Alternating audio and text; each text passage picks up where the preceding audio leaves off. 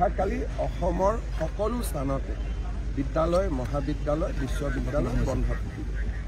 চৰকাৰী কাৰ্যালয় আন স্থানবিলাকত খোলা থাকিব, কিন্তু বিদ্যালয় মহাবিদ্যালয় ইউনিভাৰ্চিটি খোলা থাকিব। কামৰূপ মহানগৰ জিলাত চৰকাৰী কাৰ্যালয় বন্ধ থাকিব, যিহেতু কালি ট্ৰেফিকৰ সমস্যা থাকিব, আন ধৰণৰ সমস্যা থাকিব।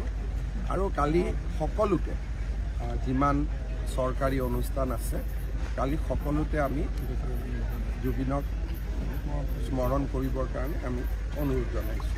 অহাকালি অসমৰ সকলো স্থানতে বিদ্যালয় মহাবিদ্যালয় বিশ্ববিদ্যালয় বন্ধ থাকিব।